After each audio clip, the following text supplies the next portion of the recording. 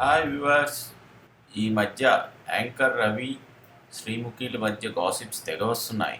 ఓ ప్రముఖ ఛానల్లో వచ్చిన రీసెంట్గా జరిగిన పటాస్ ప్రోగ్రాంలో నర్సుల గురించి చాలా అసభ్యంగా మాట్లాడారని నర్సుల కమిటీ అధ్యక్షురాలు రవిపై చాలా మండిపడుతున్నారు. ఈ విషయం మీద యాంకర్ రవిపై వెంటనే యాక్షన్ తీసుకోవాలని పోలీస్ స్టేషన్లో కేసు ఫిర్యాదు చేయడం జరిగినది. ఆ వీడియోని ఒకసారి చూద్దాం. నా పేరు సుస్మిత, నర్సింగ్ ఆఫీసర్స్ అసోసియేషన్ ప్రధాన కార్యదర్శి. నేను మరి 4వ తారీఖు ఈటీవీ ప్లస్ ఛానల్లో రాత్రి 9 గంటలకు ప్రసారమైనటువంటి పటాస్ ప్రోగ్రాంలో నర్సెస్ని అతి దారుణంగా వారిపై కామెంట్లు చేయడం జరిగింది.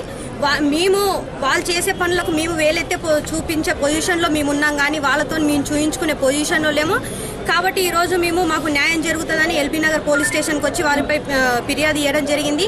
యాంకర్ రవి, శ్రీముఖి పార్టిసిపేట్ చేసినటువంటి యాదవరాజు వీరి ముగ్గురుపై ఖచ్చితమైన చర్యలు తీసుకుంటారని వారు మాకు హామీ ఇచ్చారు.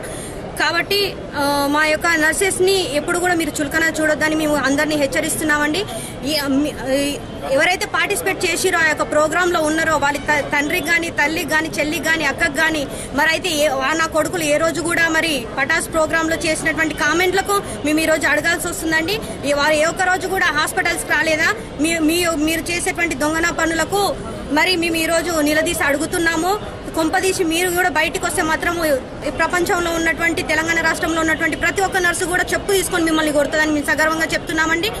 నువ్వు పుట్టి ఇంత లోతైతుందిరా, నువ్వు ఇంతవరకు ఒక్కసారి కూడా హాస్పిటల్కి వెళ్ళలేదా? నీకు అక్కడ నర్సు న్యాయం జరగలేదా?